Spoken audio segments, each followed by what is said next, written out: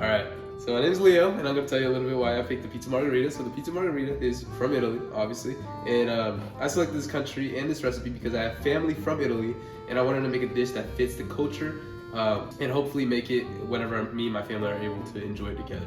What better way to enjoy a meal together than to enjoy pizza together, right? A little bit about the facts of the Italy culture. Italian cuisine is widely known for influencing the cuisine of other countries rather than being influenced. If you think about it, how often do you find yourself grabbing pizza or some pasta? These are all things that came from Italy and make it very influential to places all around the world. Fish is also an everyday meal along Italy. I know I'm not making fish, but it's a very interesting fact. Along the coastline, things like fish, beef, veal, lamb, pork, chicken are also really common foods.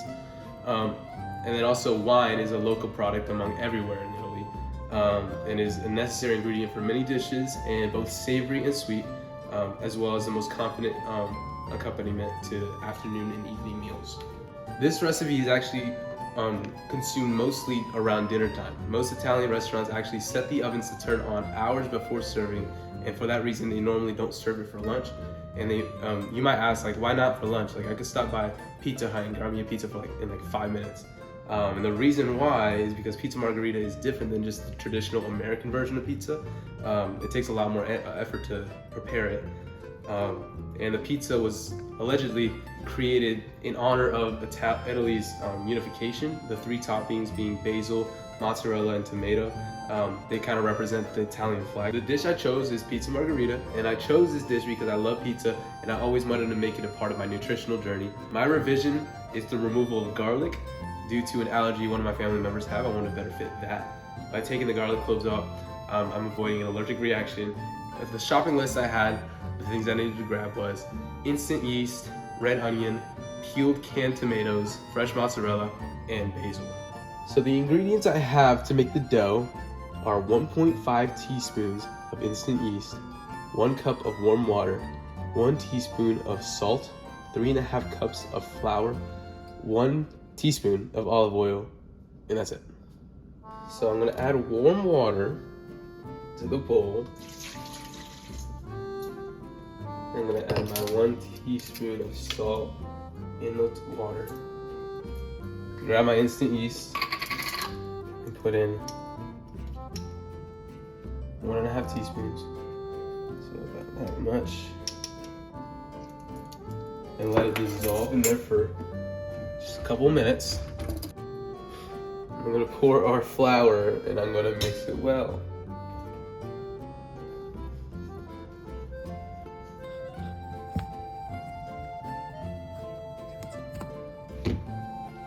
So now that I've made my dough and made it into a ball, I'm gonna grease the bowl and the dough with 1 teaspoon of olive oil. Here's my teaspoon of olive oil. I'm gonna put it in the bowl. I'm gonna grease the bowl a little bit, like the sides and all that stuff. Make sure it gets all over the place. Let it kind of like sit in that oil and let it rise for 2 hours.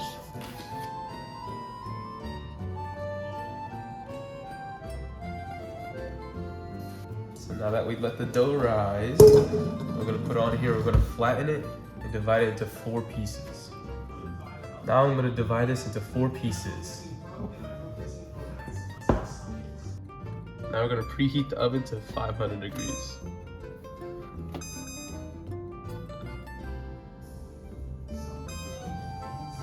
So the next step is to caramelize onions, and to do that, I just need to chop finely 1 entire red onion.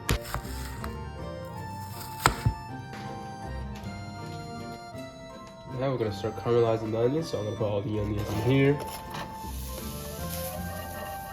Put about 1 tablespoon of olive oil.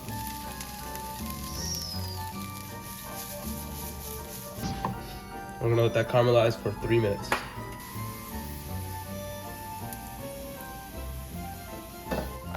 Now we're gonna add our tomatoes, parsley, oregano, and salt. We're gonna mash and cook this for 10 minutes.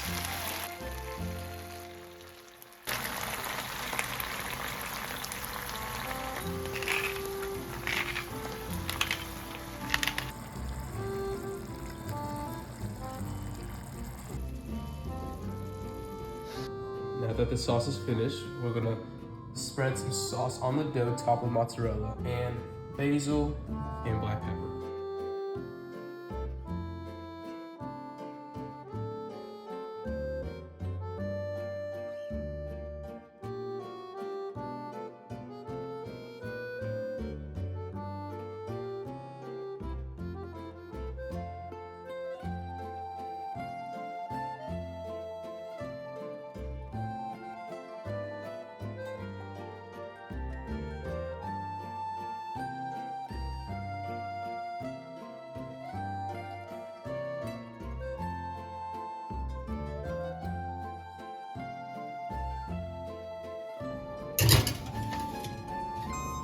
This goes cooks for 12 to 15 minutes. And here's the finished product. I hope you enjoy.